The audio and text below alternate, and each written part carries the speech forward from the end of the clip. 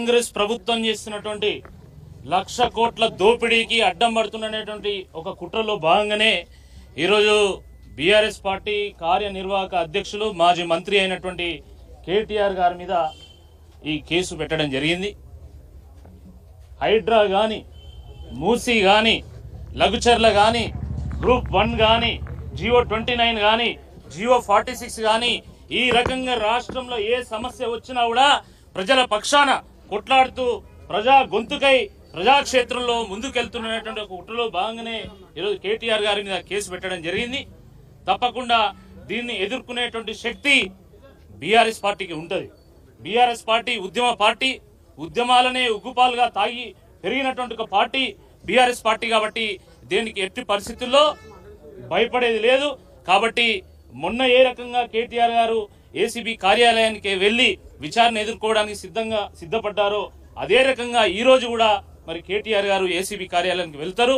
మరి దానికి మా విచారణకి హాజరవుతారని చెప్పి ఈ సందర్భంగా మేము గుర్తు చేస్తా ఉన్నాం. మిత్రులారా మనము చూస్తా ఉన్నాము, ఈ కాంగ్రెస్ ప్రభుత్వం వచ్చినప్పటి మొదటి రోజు నుండి కేసుల మీదనే దృష్టి పెడతా ఉన్నది. ఎవరైనా అధికారంలోకి వచ్చిన తర్వాత ప్రజల మీద దృష్టి పెడతారు, కానీ ఈయన ప్రతిపక్షం మీద దృష్టి పెట్టడం జరిగింది.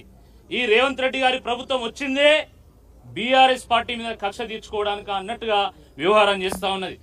మొదటి రోజు నుండి విద్యుత్ ఒప్పందాల మీద ఏదో కుంభకోణం ఉన్నదని చెప్పి, ఫోన్ ట్యాపింగ్ అని, డ్రగ్స్ అని, ఈరోజు ఫార్ములా ఈరేస్ అని, ఈ రకంగా అడుగడుగునా ఏదో రకంగా బీఆర్ఎస్ పార్టీ నాయకులని ఇబ్బంది పెట్టాలి, ఏదో రకంగా బీఆర్ఎస్ పార్టీని కుప్పకూల్చాలని చెప్పి వారు ప్రయత్నం చేస్తున్నారు.